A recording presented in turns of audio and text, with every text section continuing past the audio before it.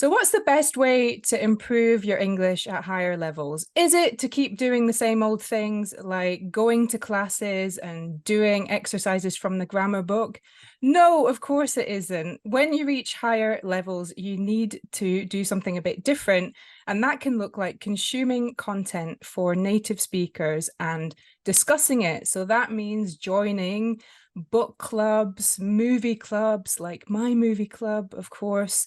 And that's why I'm always really excited when I find other teachers who are creating these kinds of clubs. And so I'm really thrilled to introduce you to my colleague, Masha, who has a book club and she teaches English through self-development books. So hi, Masha. Hello, Cara. How are Thank you? you. I'm fine. Thank you so much for joining us. Do you want to tell us a bit more about yourself, where you're from, how you got into Well, teaching? I'm coming from Ukraine, but I've been teaching English for more than 20 years now, and I'm learning it all my life, and I think I will always do. And I must confess that reading was something that I hated when I was a child. Even yeah, this is something that I didn't like doing at all. And even my dad bribed me to read. It's true. Wow, It's true. Dad. It's true. So, and well, most books that I read was related to my career, nothing related to personal interest, really. And however, after some personal crisis that I went 5 years ago, I started reading. I discovered this new world of nonfiction books that changed everything for me. Okay, wow, that's so interesting because I thought you were going to talk about like your lifelong love of reading and stories and your favorite books from Not at all. when you're a kid. And I know you live in Spain now, so I thought you were going to tell me, oh yeah, I read Cervantes and I really got into Really? Spanish I literature. read. Yeah, Okay, I read classics, but all not right. because I wanted. Okay, because you were forced to. And what did your dad bribe you Absolutely. with? Well, he offered me to travel somewhere or buy me Okay. some stuff, so I had to read. All right. Wow. Well, okay. So that I guess that paid off in the end because you did eventually get into reading books. So so how did you get into non-fiction specifically then? Well, because I come from a very traditional family where my parents taught me to get education, to find a job, and maybe a good husband. But that's what I did. I followed the step that they taught me to do, right? And when I moved to Spain with the age of 23, I had to do the same things that I already done in Ukraine. I had to get another master's degree and even driving license again in Spain, right? The life happens, and we had to break up with my husband. And I suddenly realized that I was alone in a foreign country with my 3-year-old son to take care of. And the only thing I had is English.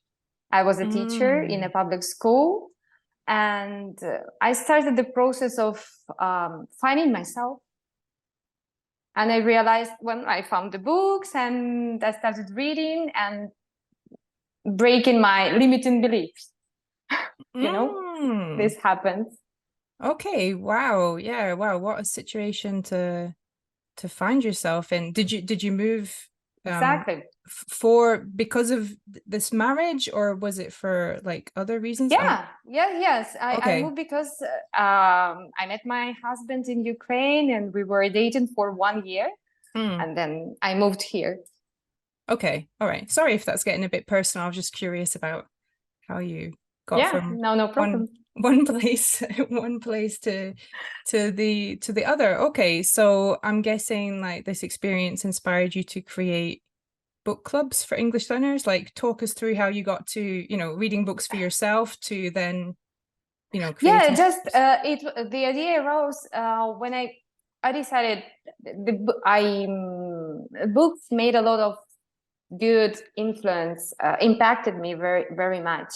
Mm. And I decided just to combine my passion for reading that kind of books with my passion, another passion that is teaching English. So Mm. just natural decision. Yeah. And I'm sure that if people read this kind of book, they will learn so many things. Well, huge, huge number of things. Like, for example, I don't know. Now I don't think that I have to rely on anybody but myself. And Mm. before, I didn't believe in this. Okay. It was impossible for me. So And yeah, I was going to ask, so what can you give us some examples of some of these books that changed your thinking? right, I started reading mostly Spanish writers at the time, like Lain Garcia Calvo, Raymond Samson, for instance. And if I have to give you example English, it could be Miracle Morning. I don't know if you have read this one. Yeah, I've heard of it. I can't remember if I Hal read it, but Elrod. yeah. Yeah, for example, this book transformed my mornings from these crazy mornings when you have to wake up your children, go to work, and don't have any time for yourself, into the special moment of the day when I devote to myself and my personal development. Or another one like Atomic Habits, for example, help me to develop the necessary routine and a habit of writing. And it helped me to write a book that's going to be published very soon. Oh, wow. What's this one, for example? Can you tell us more about this book? It's English to Freedom. This is the title, addressed to the learners who would like to become independent and can learn and improve their fluency on themselves without relying on a teacher. Okay, wow. So you've gone from, you didn't like reading, you had to be bribed to read.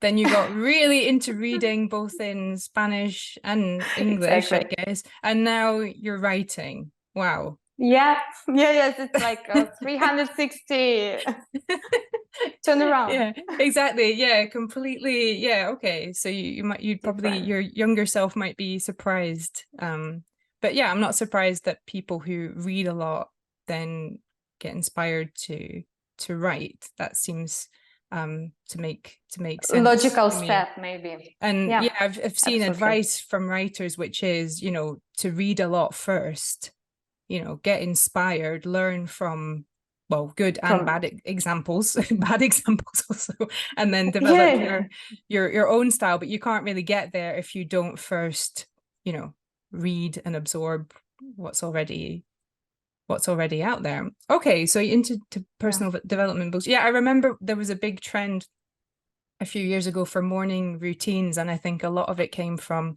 Hal Elrod's book. Correct. Yes. Yeah, because he has quite a crazy life story, like with quite a lot of hardship, if I remember well. A cancer disease he had. Yes, And a bad accident, bad car accident or something, like a lot of, quite difficult stuff. So, that then he was able to kind of find a way past all that, and he created, this book and this exactly system.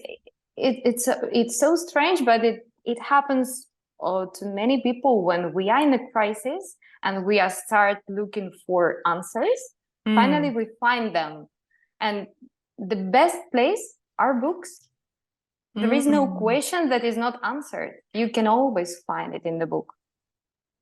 Okay. All right. Wow. So reading can definitely help us in a lot of situations. And Okay. improve English for advanced learners. As a lifelong learner of English myself, I realized suddenly that my fluency in English declined when I started learning another foreign language, Spanish in that case.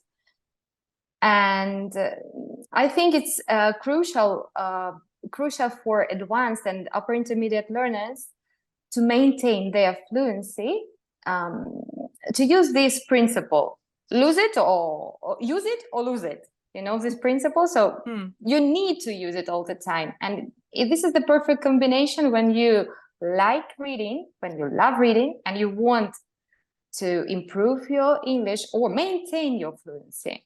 Being a member of a club like movie club or reading club, for example, it's a good choice.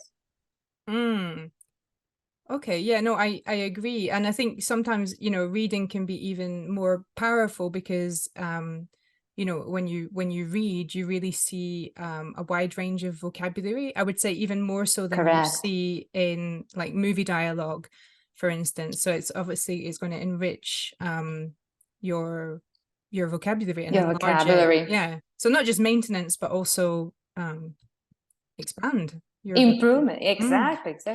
Yes, it is.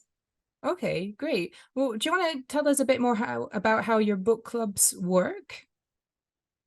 Right. This book club is going to last 2 weeks, the last weeks of August, and there will be one Zoom meeting, group meeting, to discuss the book. And during these 2 weeks, the members of the book will be allowed to communicate and share in Telegram group their learning struggles, all their opinion on the book, discussions, and it's like the great value is this community that is going to be in the Telegram group. Okay, great. And do you know which book you're going to read? Yeah, I was thought about Louise Hay, one of her books, The Power That Is Within You. It's called.